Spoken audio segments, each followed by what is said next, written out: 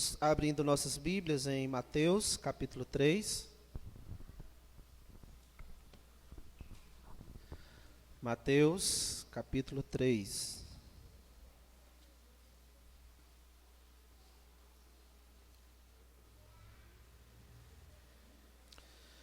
Do versículo 13 ao versículo 17. Mateus 3, do versículo 13 ao versículo 17. Depois iremos orar. Por esse tempo, dirigiu-se Jesus da Galileia para o Jordão, a fim de que João o batizasse. Ele, porém, o dissuadia, dizendo: Eu é que preciso ser batizado por ti, e tu vens a mim? Mas Jesus lhe respondeu: Deixa por enquanto, porque assim nos convém cumprir toda a justiça. Então ele o admitiu. Batizado, Jesus saiu logo da água, e eis que se lhe abriram os céus, e viu o Espírito de Deus descendo como pomba vindo sobre ele. E eis uma voz dos céus que dizia: Este é o meu Filho amado, em quem me comprazo. Vamos orar. Nosso Deus eterno, nosso Pai santo e poderoso, queremos novamente, ó Deus, expressar a Ti a nossa gratidão pelo Senhor permitir que nós,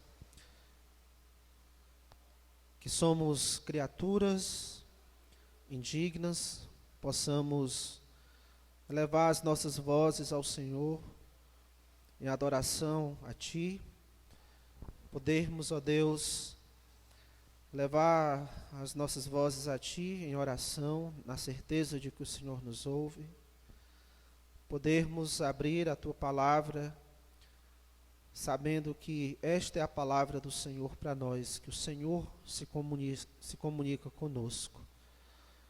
Ó Deus, nos torna cada vez mais conscientes do quanto nós somos privilegiados de termos o Senhor como nosso Deus, de Te conhecermos, o quanto nós somos privilegiados pela Tua disposição, graça e misericórdia de se comunicar conosco e de nos trazer salvação, de buscar que possamos Te conhecer, que tenhamos os nossos pecados perdoados, de nos atrair para Ti.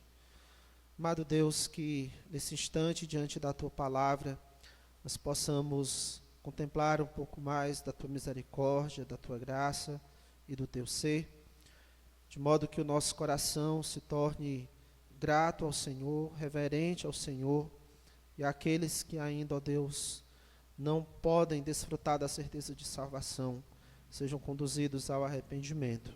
Assim eu te oro em nome de Cristo. Amém. Desde o início do capítulo 3, temos falado sobre João Batista, o arauto do rei Messias, esse rei que tem sido apresentado desde o capítulo 1, que se trata de Jesus Cristo. E aqui nós temos, no capítulo 3, no início do capítulo 3, esse arauto do rei, que tocou a trombeta anunciando a sua chegada. A mensagem que João Batista pregava para que as pessoas se preparassem era, no versículo 2, arrependei-vos porque está próximo o reino dos céus. Arrependei-vos porque está próximo o reino dos céus. Como vimos na semana passada, a mensagem de João Batista como profeta de Deus, como precursor de Jesus Cristo, era uma mensagem que confrontava o pecado e o pecador, uma mensagem que convocava as pessoas ao arrependimento, um arrependimento verdadeiro, genuíno, um arrependimento que produz frutos, e também uma mensagem que comunicava o juízo de Deus, que alertava quanto ao juízo de Deus àqueles que não se arrependessem.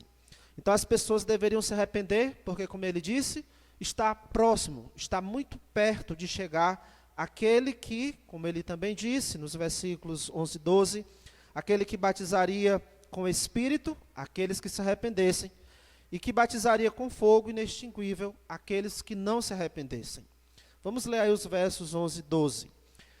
João diz: eu vos batizo com água para arrependimento, mas aquele que vem depois de mim é mais poderoso do que eu, cujas sandálias não sou digno de levar. Ele vos batizará com o Espírito Santo, e nós vimos que ele iria batizar com o Espírito Santo aqueles que se arrependessem, e com fogo, ele iria batizar com fogo aqueles que não se arrependessem. Verso 12, a sua pá ele a tem na mão, limpará completamente a sua eira, recolherá o seu trigo, que são aqueles que se arrependem, recolherá o seu trigo no celeiro, mas queimará a palha, aqueles que não se arrependem, queimará a palha em fogo inextinguível. O alerta, porque está próximo o reino dos céus, o alerta, porque está próximo aquele que batizaria com fogo, com o Espírito Santo e com fogo. E aí nós temos agora os versículos 3 a 17, que se trata exatamente da chegada deste que batiza com o Espírito e com fogo, Jesus Cristo. Verso 13 diz, por esse tempo, dirigiu-se Jesus da Galileia para o Jordão. E é interessante que a construção dessa frase aqui no início do versículo 13 é parecida com o início do versículo 1, quando diz, naqueles dias, versículo 1, naqueles dias apareceu João Batista pregando no deserto. Essa ideia de que naqueles dias, ou por esse tempo, eles apareceram, a ênfase aí é que eles apareceram publicamente. Assim como tinha acontecido com João, que apareceu ali no deserto da Judéia, pregando ao público, agora aparece Jesus no palco da história, também de modo público. Nós já sabemos que o nascimento de Jesus foi recheado de vários elementos curiosos, de milagres, de coisas extraordinárias, como, por exemplo, a sua concepção virginal, o anúncio de anjos aparecendo, anunciando sobre o nascimento de Jesus Cristo, a visita de magos e outras coisas mais. Apesar de todos esses detalhes que mostram a importância do nascimento de Jesus Cristo, o conhecimento desse fato, de que tinha nascido o rei dos judeus, era algo que tinha ficado restrito a umas poucas pessoas. Depois dos primeiros anos da infância de Jesus, nós temos no capítulo 2, que ele foi perseguido por Herodes, teve que fugir para o Egito. Depois disso, a gente não tem muita informação sobre o que aconteceu na vida de Jesus. Lá no Evangelho de Lucas, lá mostra uma ocasião em que Jesus conversava com os doutores no templo, quando ele tinha 12 anos. Fora isso, até esse encontro aqui com João, a Bíblia faz silêncio sobre a vida de Jesus Cristo. Então, para as perguntas, como foi a infância de Jesus? Como foram a sua adolescência e a sua juventude? Não sabemos. Jesus viveu no anonimato até aos 30 anos. Lá em Lucas 3, 23, vai dizer que por cerca dos seus 30 anos é que ele, então, foi batizado. Agora, quando eu digo que Jesus viveu no anonimato até os seus 30 anos, não estou querendo dizer que Jesus viveu escondido. Ele estava o tempo todo escondido dentro da sua casa para que ninguém soubesse dele, ou que ele estava em alguma caverna por aí, para que ninguém soubesse acerca dele. Na verdade, Jesus e sua família eram bem conhecidos em Nazaré, onde ele cresceu.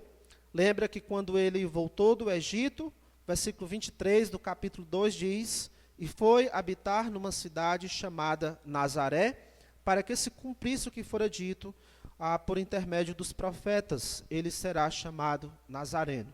Nazaré era uma pequena aldeia lá na região da Galileia, e como nós sabemos, em pequenos povoados, em pequenas cidades, é difícil todo mundo não se conhecer. E ali naquela pequena aldeia, Jesus Cristo e a sua família eram todos conhecidos. Ele era tão conhecido que mais tarde, no capítulo 13, quando ele volta para Nazaré, então faz milagres e prega ali, nós temos essa reação dos nazarenos em relação a Jesus Cristo. Lá em Mateus 13, 55 a 57. Não é esse o filho do carpinteiro?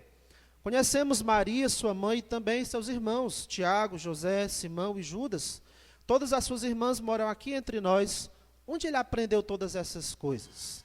E sentiam-se muito ofendidos, ou na nossa versão, eles se escandalizavam com Jesus Cristo. Então, aos olhos dos seus conterrâneos, não fazia sentido esse Jesus que cresceu conosco, está aí a sua família, não faz sentido que ele faça milagres, que ele tenha poder, que ele tenha toda essa sabedoria, que ele saiba ensinar todas essas coisas. Então, houve uma rejeição da parte dos nazarenos em relação àquele seu conterrâneo, Jesus Cristo. Então, quando eu digo que ele viveu no anonimato, não estou me referindo a Jesus ter ficado escondido, mas digo isso em relação à sua missão. Qual era a missão de Jesus Cristo? Jesus, lembra, ele é o Filho de Deus, ele tornou-se homem, Mateus 1:21, para salvar o seu povo dos pecados deles. E agora, 30 anos de idade, ele está agora com 30 anos de idade, é a hora de ele vir a público e mostrar para o que veio. É a partir daqui, desse encontro com João, que Jesus inicia o seu ministério com esse objetivo, salvar aqueles que se arrependem dos seus pecados. É a partir daqui que se torna público quem é aquele Jesus da pequena aldeia de Nazaré.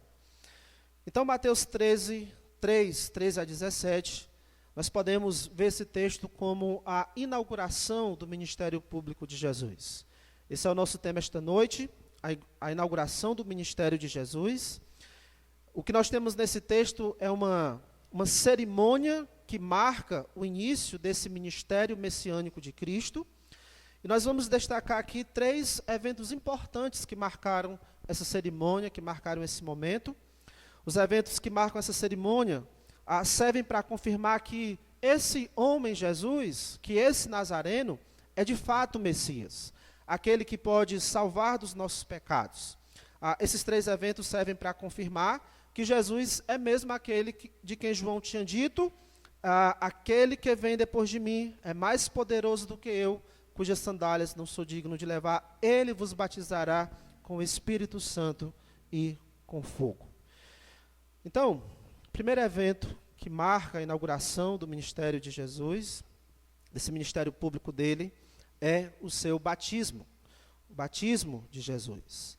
Verso 13, por esse tempo, dirigiu-se Jesus da Galileia para o Jordão, a fim de que João o batizasse. Preste atenção aí no que o versículo diz. Jesus saiu da Galileia para o Jordão, com qual objetivo? Ser batizado por João Batista. Isso é estranho? Por que Jesus deveria ser batizado? Lembra o que João exigia para ele batizar alguém? No versículo 8, ele diz: produzi, pois, frutos dignos de arrependimento. Essa era a exigência dele, para que ele batizasse alguém, essa pessoa tinha que se arrepender. Então, o próprio João estranha, e ele fica desconfortável com essa ideia de ter que batizar Jesus Cristo. Versículo 14, ele diz, ele, porém, falando de João, ele, porém, o dissuadia, dizendo, eu é que preciso ser batizado por ti. Nós vimos na semana passada João resistindo em batizar os fariseus e os saduceus, porque eles não tinham se arrependido. E agora ele está resistindo em batizar Jesus Cristo, porque ele entende que o meu batismo é indigno dele. Ou seja, João não via pecado em Jesus. João não via que Jesus tivesse a necessidade de arrependimento. Pelo contrário, João está convicto de que ele, João, é que precisa ser batizado por Jesus Cristo.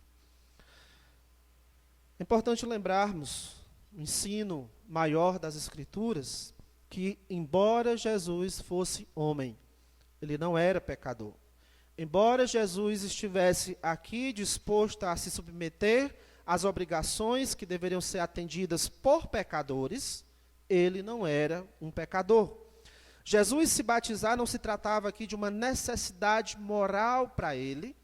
Esse batismo não iria trazer uma purificação para Jesus Cristo. João percebe isso e é por isso que ele insiste com Jesus para que ele não se batize. Verso 14, ele, porém, o dissuadia. João argumentou e contra-argumentou com Jesus Cristo para que ele não tivesse que fazer isso. Agora, por que Jesus deveria ser batizado? Por que Jesus deveria ser batizado? Verso 15, mas Jesus lhe respondeu, deixa por enquanto.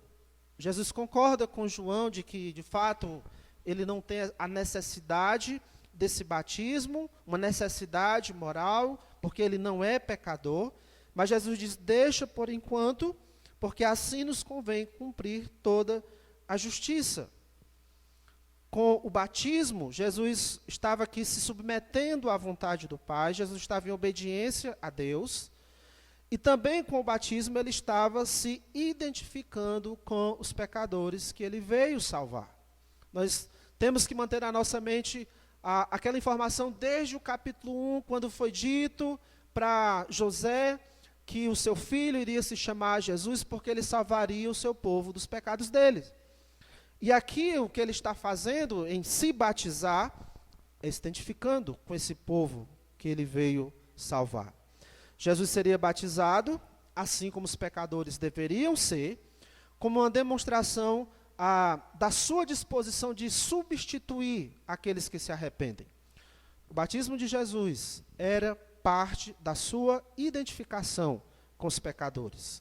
Lá em Hebreus 2:17, diz assim, acerca de Jesus Cristo, por isso mesmo, convinha que em todas as coisas se tornasse semelhante aos irmãos. Aqueles que creriam em Jesus Cristo são tratados como seus irmãos.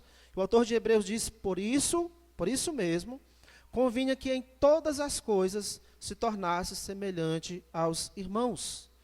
Assim como lá na cruz, Jesus se identifica com os pecadores, os substituindo, recebendo em seu lugar a punição dos seus pecados. Também no batismo, Jesus se coloca agora ao lado dos pecadores, seguindo o caminho que eles deveriam seguir como arrependidos. Então, o perfeito Filho de Deus, que veio salvar o seu povo dos seus pecados, tornou-se homem. E agora, ao se batizar, ele está dando mais um passo nesse propósito de salvar os homens.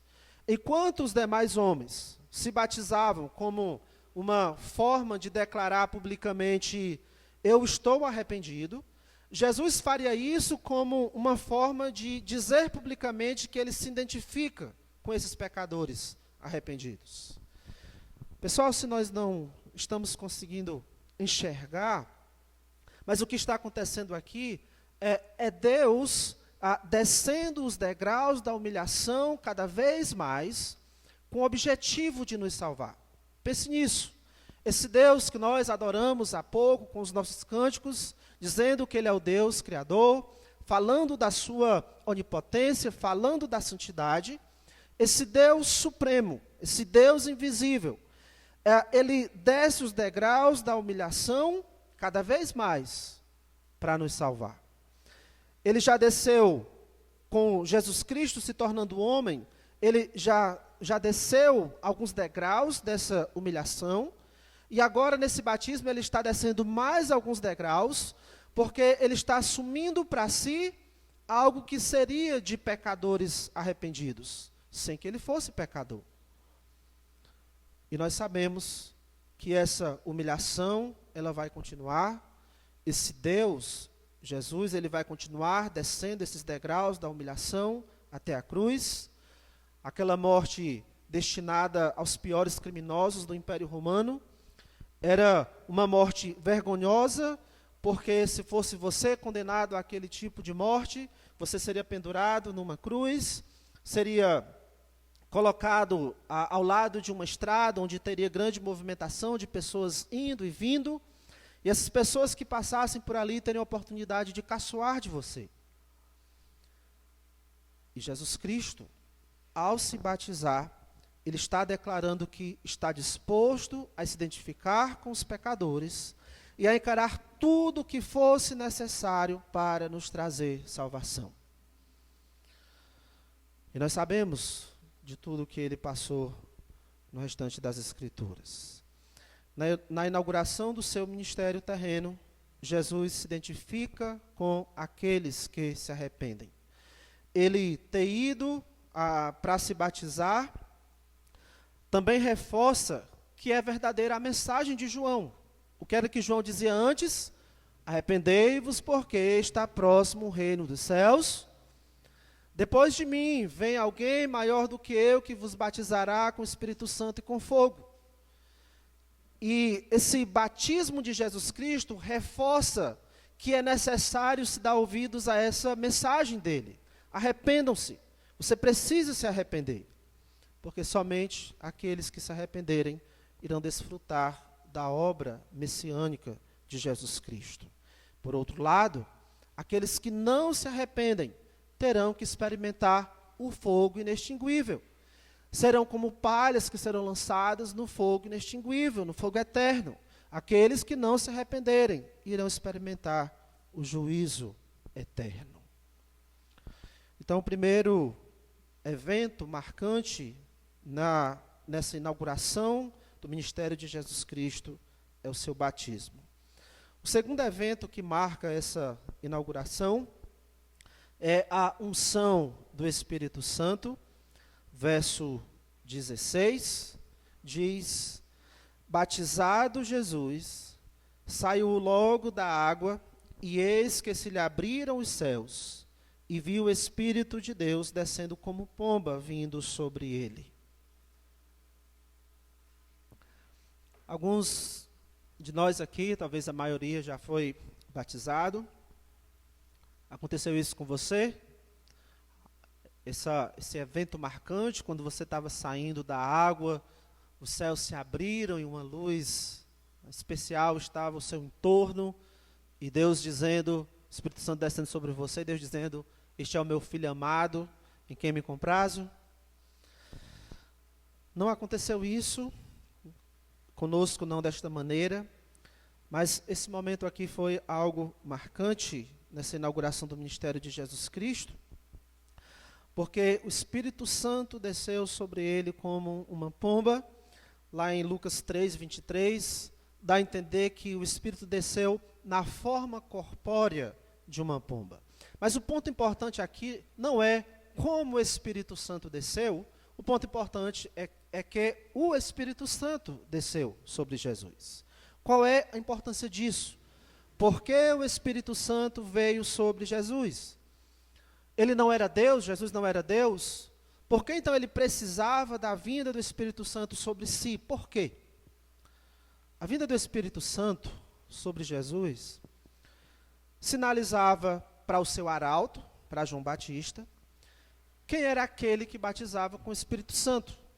Embora João Batista conhecesse este Jesus, que era o seu primo, mas ele não sabia que este Jesus, o seu parente, era o Messias. Então ele explica lá em João 1,33, João Batista explica que aquele que me enviou a batizar com água me disse: aquele sobre quem vires descer e pousar o Espírito Santo, esse é o que batiza com o Espírito Santo. Então essa descida do Espírito Santo sinalizou para João Batista: este é o homem. Este é o que batiza com o Espírito Santo. Este é o Messias. O Espírito Santo também veio sobre Jesus Cristo como uma unção, para indicar que este era o escolhido de Deus para a missão do Messias. E isso tem uma importância para além de João, tem uma importância para nós também. O Espírito Santo era a unção que indicava que Jesus é o homem escolhido de Deus para ser o Messias, o Salvador. Essa ação de ungir, que seria derramar óleo sobre a cabeça de alguém, era um ritual feito para indicar quem era o escolhido de Deus para ser rei, por exemplo. Por exemplo, lá em Samuel 10, versículo 1, lá diz: tomou Samuel um vaso de azeite, isso sob a orientação de Deus, tomou Samuel um vaso de azeite e lhe derramou sobre a cabeça de Saul, e o beijou e disse: não te ungiu porventura o Senhor por príncipe sobre a sua herança, o povo de Israel? Por que ele derramou aquele óleo sobre Saul? Para dar poderes a Saul? Não. Mas era um ritual para sinalizar: este aqui é o homem que Deus escolheu, no caso, para ser rei de Israel. Mais tarde, Deus escolheu outro rei. De novo, Deus aciona a Samuel e diz: enche um chifre de azeite e vem. Enviar-te-ei a Jessé, o belemita, porque dentre os seus filhos me provi de um rei. Então ele vai até Belém, toma, 1 Samuel 16:3 diz que ele tomou o chifre do azeite e ungiu o rei Davi no meio de seus irmãos. Então, o que era um ungido? Ungido era um escolhido de Deus. Essa vinda aqui, então, do Espírito Santo sobre Jesus, é como se Deus estivesse derramando um óleo sobre Jesus, indicando: este é o meu escolhido. Este foi quem eu escolhi. Lá em Isaías 61, versículo 1, o profeta fala como se fosse Jesus Cristo: o Espírito do Senhor Deus está sobre mim, porque o Senhor me ungiu para pregar as boas novas aos quebrantados. É isso que significa o nome Messias, ou ungido, o líder escolhido por Deus para realizar essa missão de redenção, de libertação. Nós dizemos Jesus Cristo. Jesus Cristo significa isso, ungido.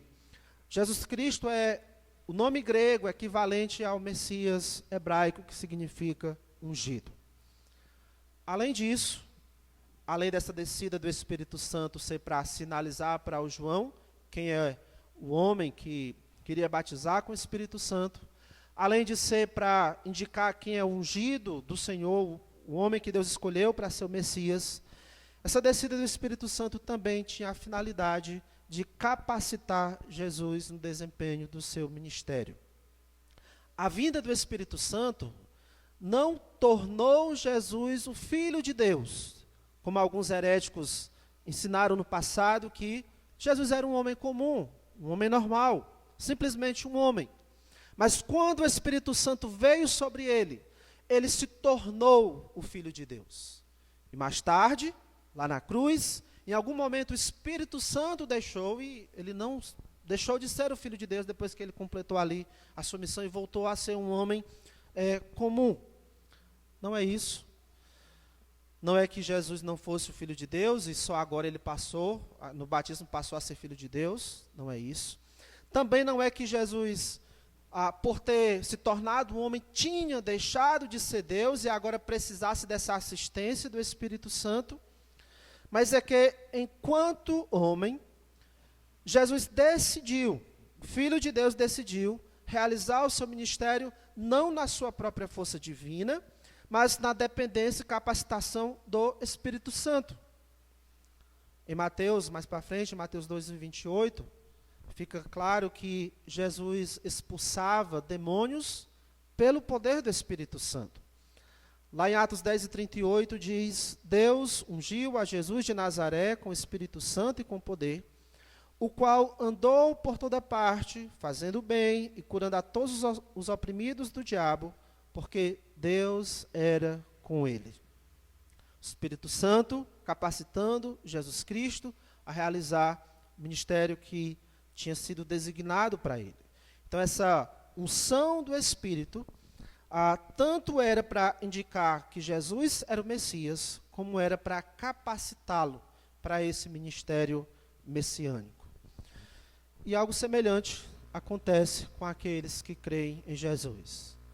Aqueles que creem em Jesus, eles são batizados não para receber o Espírito Santo, não para que ao sair da água o Espírito Santo venha sobre ele na forma corpórea de uma pomba, não isso. Eles são batizados porque já têm o Espírito Santo. Nós recebemos o Espírito quando nos arrependemos e cremos no Evangelho. É isso que a palavra de Deus diz. Efésios 1:13 diz: em quem também vós, depois que ouvistes a palavra da verdade, o Evangelho da vossa salvação, Preste atenção. Em quem também vós, esse em quem é Jesus Cristo, ou em Jesus também vós, depois que ouvistes a palavra da verdade, o evangelho da vossa salvação, tendo nele também crido, o que aconteceu? O que aconteceu quando você creu no evangelho? Fostes selados com o Santo Espírito da promessa. Fostes selados com o Espírito Santo da promessa. Ou como diz em outra passagem, você passou a ser habitado pelo Espírito Santo. Ou como diz em outra passagem, você foi batizado no Espírito Santo. Todo crente é ungido com o Espírito Santo. Todos nós, aqueles que creem em Cristo, somos escolhidos de Deus e também somos capacitados para a missão que Ele nos dá. Qual é a missão que Deus dá àqueles que Ele ungiu com o Espírito Santo? Nós somos capacitados pelo Espírito Santo para pregarmos o Evangelho até os confins da terra. Jesus Cristo tinha prometido isso. Recebereis poder ao descer sobre vós o Espírito Santo e sereis minhas testemunhas até os confins da terra. Os cristãos são ungidos, escolhidos e capacitados pelo Espírito Santo para testemunharem de Jesus Cristo até os confins da terra. Além disso, nós também somos capacitados pelo Espírito Santo para servirmos uns aos outros. Pense bem, você foi ungido, escolhido de Deus e capacitado pela presença do Espírito Santo em você para servir os seus irmãos em Cristo. Você foi escolhido e capacitado para servir os seus irmãos em Cristo. Lá em 1 Coríntios 12, 7 diz que a manifestação do Espírito, ou a capacitação do Espírito, ou os dons, as habilidades espirituais concedidas pelo Espírito, é concedida a cada um visando a um fim proveitoso, que é, no contexto de 1 Coríntios 12, a edificação mútua. Além disso, irmãos, também somos ungidos e capacitados pelo Espírito para lutarmos contra os nossos próprios pecados e para vivermos em santidade. Lá em Romanos 8, 13, 14, se você puder abrir lá. Romanos 8,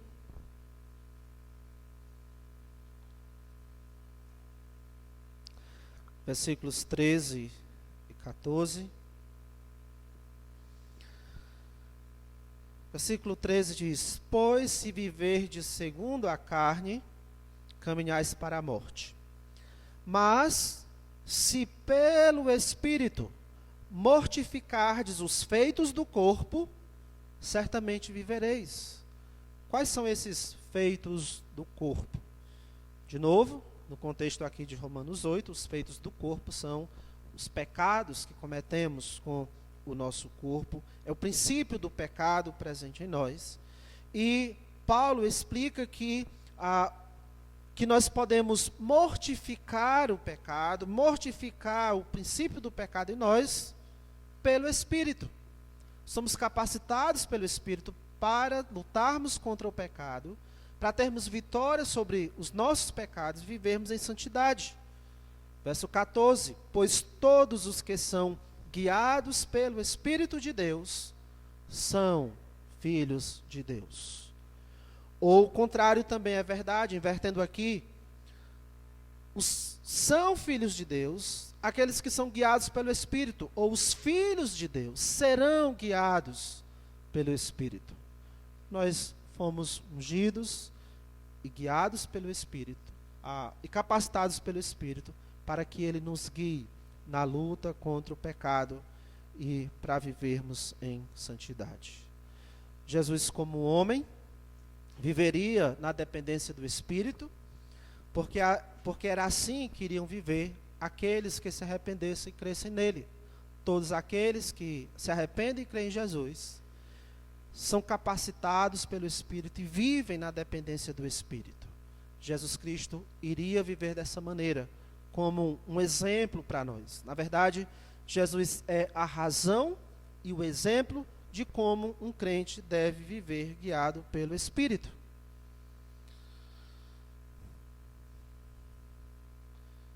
Segundo evento que marca a inauguração do ministério de Jesus Cristo é a unção do Espírito Santo. E o terceiro evento, voltando a Mateus 3, versículo 13, o terceiro evento que marca a inauguração do ministério público de Jesus é a voz do Pai. A voz do Pai vinda do céu. Verso 17, Mateus 3 e 17. E eis uma voz dos céus que dizia: Este é o meu filho amado, em quem me comprazo. O terceiro evento marcante no batismo de Jesus foi essa voz do Pai dizendo: Este é o meu filho amado, em quem me comprazo. O que significam essas palavras? Por um lado, essas palavras revelam o amor do Pai pelo Filho. Essa é uma verdade acerca de Deus Pai, Deus Filho e Deus Espírito. Eles se amam, as pessoas da Trindade se amam. Nós vamos ver algumas vezes Jesus declarando o seu amor pelo Pai e dizendo que o Pai o ama, e aqui o próprio Pai está declarando o seu amor pelo Pai. Mas essas palavras também apontam para como Deus Pai, o sentimento de Deus Pai em relação a quem Jesus Cristo é e ao que Ele faz. Ele diz: Este é o meu filho amado, em quem me comprazo. Ele me dá prazer. Esse filho dá satisfação ao seu Pai. Mas além disso, essas palavras também apontam para a aceitação da obra salvadora que Jesus iria fazer em favor dos pecadores. Ou seja, essas palavras de Deus Pai aqui, é uma palavra que mostra que Ele aprova e que Ele aceita aquilo que Jesus Cristo está fazendo e que Ele iria fazer em favor da salvação dos homens. Aquilo que Ele está fazendo e o que Ele vai fazer é algo do agrado do Pai. Isso satisfaz o Pai. E se nós pudermos juntar esse texto com as informações lá em João capítulo 1, também falando do batismo de Jesus Cristo, nós vamos ver que nessa ocasião, João Batista disse, acerca desse que veio até ele para ser batizado, ele disse: Eis o Cordeiro de Deus, que tira o pecado do mundo. Eis o Cordeiro de Deus, que tira o pecado do mundo. Como Cordeiro de Deus, que era um animal que era sacrificado como substituto do homem, ou no caso da nação de Israel. E Jesus, como Cordeiro de Deus, ele seria sacrificado como substituto de todos aqueles que se arrependem. Os animais que eram sacrificados lá no templo, não podia ser qualquer animal. Esses animais tinham que atender os critérios de Deus. Deus tinha estabelecido todos os detalhes de como deveria ser o animal que ele iria aceitar como oferta, como sacrifício. Ele só iria se agradar então dos sacrifícios que estivessem conforme as suas prescrições. E aqui nós temos o Cordeiro de Deus, que muito mais do que o sacrifício dos animais, ou qualquer animal que pudesse ser sacrificado, Jesus é o sacrifício por excelência. Jesus é o único sacrifício que agrada e satisfaz de forma completa a justiça de Deus. Por que animais precisavam ser sacrificados? Porque a justiça de Deus precisava ser satisfeita. A justiça de Deus precisava ser atendida. Quando você pecava contra Deus, um sacrifício tinha que ser feito em justiça. Ou Deus matava você por causa do seu pecado, porque o salário do pecado é a morte, ou um substituto inocente morreria em seu lugar, porque o salário do seu pecado também é a morte, ou sua, ou de um substituto. E Jesus Cristo é esse sacrifício que agrada e satisfaz a justiça de Deus contra os nossos pecados. Somente o sacrifício de Jesus satisfaz essa justiça divina de uma forma completa e perfeita. Muitos sacrifícios foram feitos ao longo aí do Antigo Testamento, mas todos eles apenas apontavam para o sacrifício de Cristo, que seria o único a satisfazer de forma completa a justiça de Deus. Abra a sua Bíblia em Hebreus capítulo 10. Hebreus capítulo 10.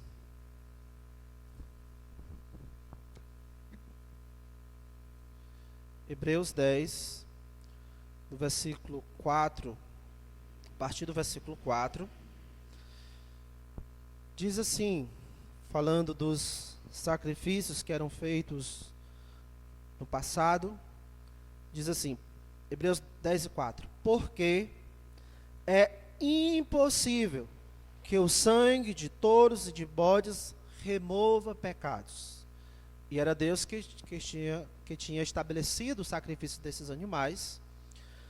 Mas veja que aqueles sacrifícios que eram feitos pelo pecado, eles não tinham a capacidade de remover o pecado, de remover a culpa do pecado. Por isso, ao entrar no mundo, falando agora de Jesus Cristo, diz: sacrifício e oferta não quiseste, antes um corpo me formaste. Não te deleitaste com holocaustos e ofertas pelo pecado. Por que Deus não continuou simplesmente aceitando sacrifícios de animais por causa dos nossos pecados? Porque isso não satisfazia a justiça de Deus. Isso teria que ficar continuando, e o homem continuaria com o problema do seu pecado. Então, o que foi que Deus fez? Esse versículo está dizendo que Deus formou para o Filho um corpo. Verso 6, não te deleitaste com holocaustos e ofertas pelo pecado. Então eu disse, é como se o Filho, Jesus tivesse dito, eis aqui estou. No rolo do livro está escrito a meu respeito, para fazer, ó Deus, a tua vontade. Deus, aqueles sacrifícios pelos pecados não satisfaziam a justiça de Deus, então o Filho se colocou à disposição, aqui estou, ó Deus, para fazer a tua vontade. E o Pai então formou um corpo para ele, Deus então o fez humano para que ele pudesse se tornar um sacrifício. Verso 8, depois de dizer, como acima, sacrifícios e ofertas não quiseste, nem holocaustos e oblações pelo pecado, nem com isso te deleitaste, coisas que oferecem segundo a lei, então acrescentou, eis aqui estou para fazer, ó Deus, a tua vontade. Jesus Cristo se dispôs a ser o sacrifício pelos nossos pecados, para satisfazer, para agradar a justiça do Deus Pai. Então lá em Mateus 3, aquela voz do Pai é uma confirmação de que o que Jesus fará a partir dali será aceito por Ele. E não somente esse sacrifício que Jesus Cristo vai fazer será aceito por Deus, mas esse sacrifício será eficiente e suficiente para aqueles que se arrependem. Esse sacrifício será eficiente de uma forma definitiva, outros sacrifícios não precisarão ser feitos, esse Jesus não precisará ser sacrificado diversas e diversas vezes, e ele será suficiente. Nada precisa ser acrescentado ao sacrifício de Cristo em favor dos nossos pecados. Então, entenda que a única maneira de você ser salvo da ira de Deus, ser salvo do juiz eterno, é pelo sacrifício de Jesus Cristo. É a única oferta que agrada ao Pai. É a única oferta que Deus aceita pelos nossos pecados. Querer ser salvo por seus próprios esforços, por fazer, por merecer, por suas obras, isso é desprezar o sacrifício de Jesus e dizer ao Deus Pai: Senhor, eu tenho algo que é melhor ou igual ao sacrifício de Jesus Cristo. Você rejeitar o sacrifício de Jesus Cristo e tentar obter a salvação pelo seu próprio esforço, por achar que você está fazendo por merecer, isso é como você dizer para Deus Pai: Senhor, eu tenho algo melhor, ou pelo menos igual ao que Jesus Cristo fez, que te agrada. Que afronta a Deus e a Jesus Cristo. Você não pode competir com Jesus Cristo pelo amor do Pai. Você não vai fazer coisas que irão lhe tornar merecedor do amor do Pai. Para você ser amado por Deus Pai, você precisa abraçar Jesus Cristo. Salmo 2:12, que eu li bem no início do nosso culto, diz: beijai o Filho, para que não se irrite, e não pereçais no caminho. Isso indica que, se você não beijar o Filho, você vai perecer no caminho. Porque dentro em pouco se lhe inflamará a ira. Por que se você não beijar o Filho, você vai perecer no caminho? Porque a ira de Deus está vindo ao seu encontro. Como eu disse na semana passada, permanecer impenitente, relutar em se arrepender, é uma força gravitacional que atrai sobre você a ira de Deus.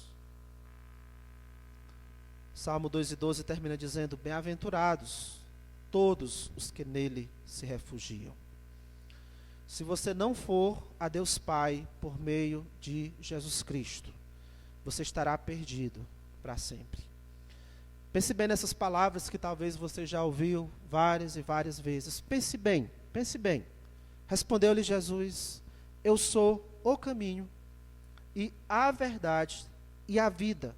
Eu sou o caminho, a verdade e a vida, e ninguém, nem mesmo você, vem ao Pai senão por mim. Ninguém, nem mesmo você, não sendo tão pecador, nem mesmo você que não faz as coisas tão erradas, nem mesmo você que procura ser paciente com todo mundo, nem mesmo você que procura fazer todas as coisas certinhas, nem mesmo você vai ao Pai a não ser por Jesus Cristo. Deus já confirmou que Jesus e o que Ele faz é que o agrada. Nós não precisamos inventar outros modos ou caminhos, apenas nos apegar a Jesus Cristo, porque sem Ele nós não podemos ir ao Pai. Então a voz do Pai, aqui, nessa inauguração do ministério de Cristo, declarava o seu amor por Jesus, declarava a sua aprovação ao ministério messiânico de Jesus. Por isso, somente em Jesus, aí sim, nós somos amados e aprovados pelo Pai.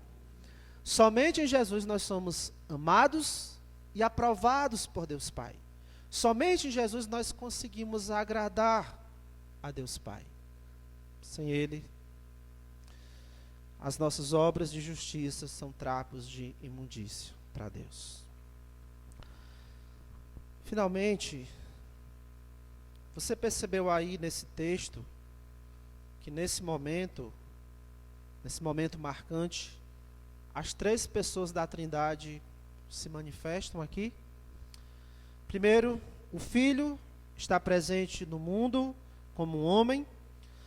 Segundo, o Espírito Santo vem sobre o Filho para o ungir e o capacitar para essa missão de Messias. E terceiro, do céu, o Pai declara o seu amor ao seu Filho amado e diz que se comprais nele. Essas três pessoas, este é o nosso Deus. Este é Deus. É o Deus poderoso, o Deus eterno que criou e governa todas as coisas. Este é Deus. Quem? Deus Pai, Deus Filho, Deus Espírito. Este é Deus, o único Deus. E existem três pessoas igualmente divinas, tudo que eu posso dizer acerca do Pai, acerca da natureza e da essência do Pai, eu posso dizer acerca do Filho e do Espírito Santo. Ao longo da Bíblia, nós temos como se a Bíblia abrisse algumas janelas para a gente poder ver um pouco dessas três pessoas, deste Deus, em que essas três pessoas atuam juntas. Afinal, o propósito de um é o propósito das outras pessoas. Por exemplo, na criação, Deus Pai é apresentado como aquele que criou todas as coisas por meio da sua palavra, não é? Ele disse: haja luz e houve luz. Hebreus 11 vai dizer que ele criou todas as coisas pelo poder da sua palavra. O Espírito Santo, Gênesis 1 vai dizer que ele pairava sobre as águas, ele pairava sobre a terra ainda sem forma e vazia, como se ele estivesse energizando, aquecendo, para então o Pai depois ir lá dar a forma que ele quisesse. E o Filho, como mostra o Evangelho de João, que é, lá nas palavras de João, o Logos, a palavra, por meio dele foi que Deus fez todas as coisas. Então, quando o Pai falava, haja luz e houve luz, ali estava o Filho. Lá em João 1, 3 e 4 diz: ele estava no princípio com Deus, todas as coisas foram feitas por intermédio dele, de Jesus Cristo, e sem ele nada do que foi feito se fez.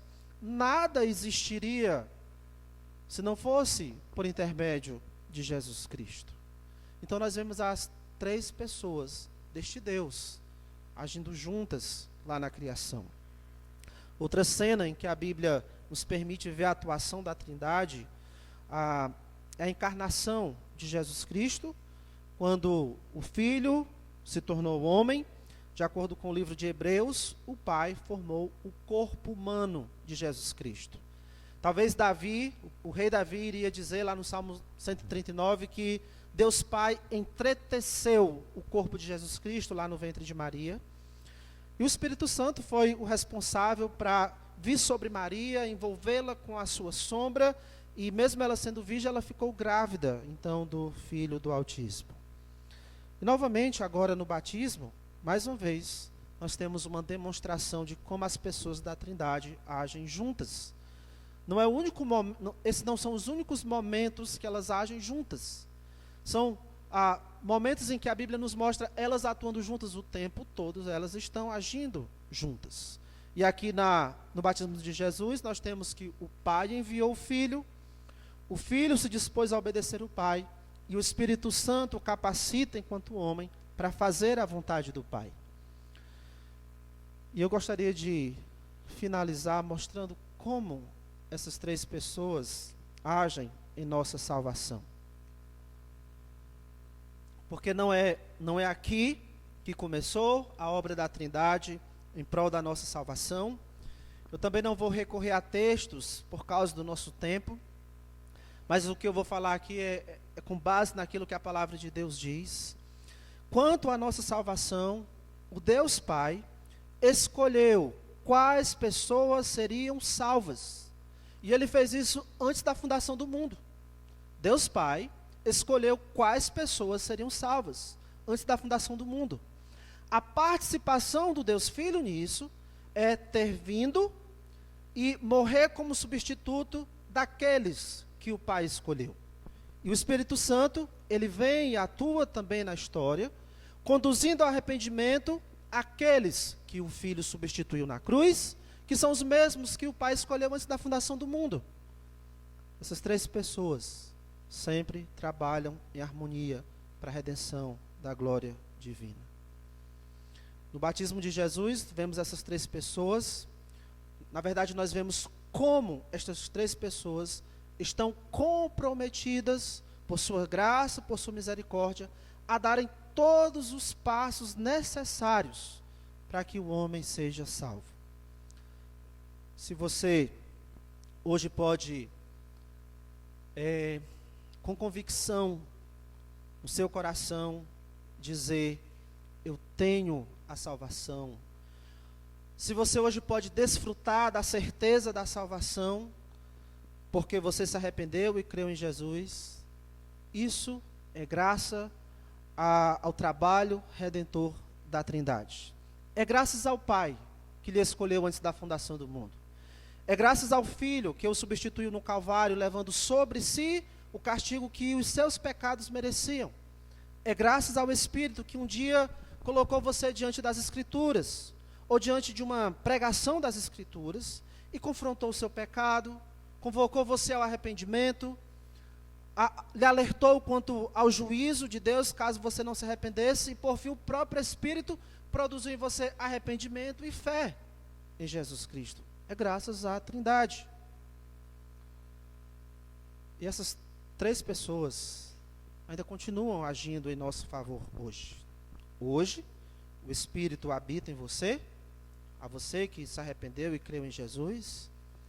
E hoje, o Deus Filho está no céu, assentado à direita de Deus Pai, e como sacerdote, ele continua intercedendo por você. Ele está lá, Jesus Cristo, orando por você, intercedendo por você, pedindo ao Pai em seu favor. E o Pai está, preste bem atenção, Deus Pai, está governando todas as coisas, as macros, as micros, as coisas boas e as coisas ruins.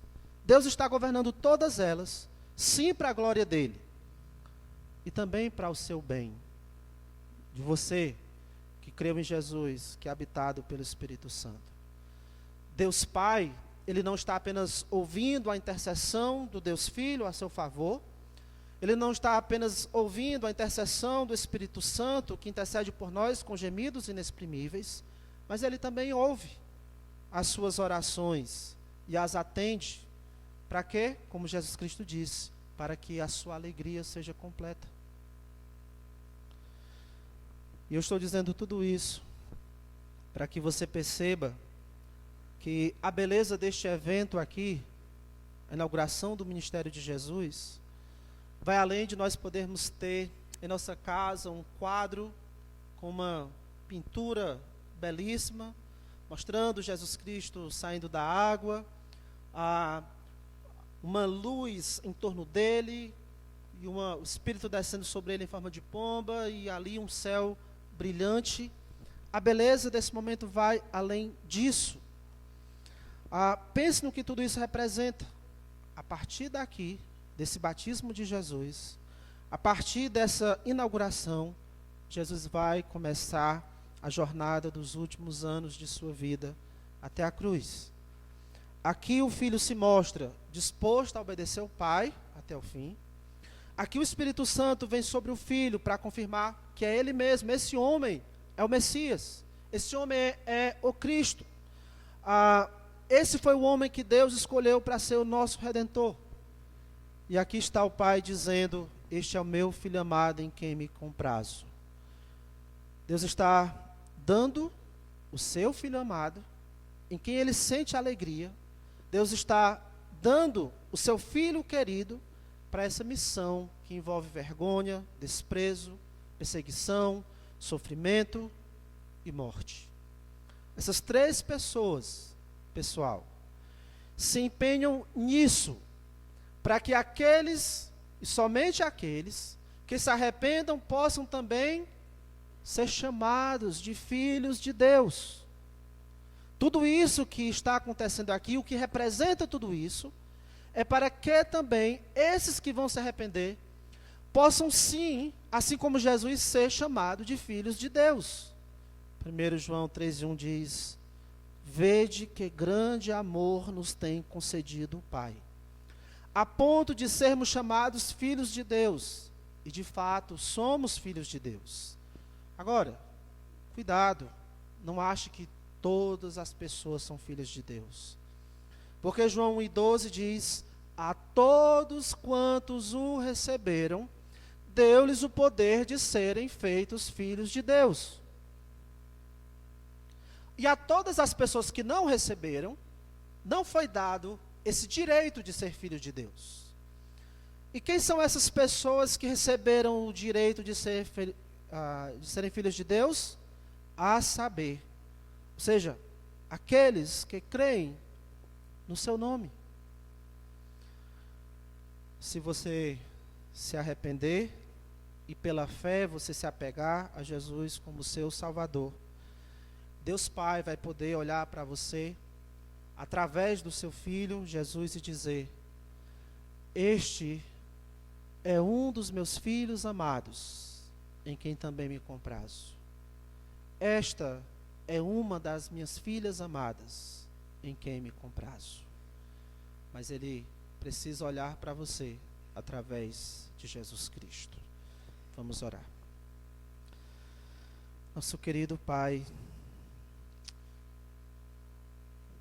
muito obrigado, Santo Deus, Deus Pai, Deus Filho e Deus Espírito, pela Tua graça, pela Tua misericórdia e por tudo que o Senhor fez e faz em prol de nos conceder a salvação, de nos tornar Teus filhos. Obrigado, ó Deus, por ter nos resgatado de filhos da ira para filhos do Teu amor, de ter nos transportado do reino das trevas para o Teu reino de luz. Obrigado pelo Teu Espírito que habita em nós. É tanta coisa, ó Deus, que teríamos para Te agradecer. E eu peço, Pai, que o Senhor nos ajude a termos uma noção do quanto nós somos privilegiados, do quanto nós somos abençoados, de que não é uma coisa comum, simples, sermos Teus filhos. Isso é um grande privilégio. E foi pago um alto preço por isso, para hoje sermos Teus filhos. Teu Filho veio a este mundo e foi até a cruz e em nosso lugar recebeu a Tua ira, a punição que os nossos pecados mereciam. Ó Pai, nós rogamos a Ti que o Senhor conceda esse entendimento a muito mais pessoas, que o Teu Espírito atue na vida dos Teus escolhidos, para que eles cheguem ao arrependimento e à fé em Cristo como seu Salvador. Assim eu te oro, meu Pai, em nome do Teu amado Filho. Amém.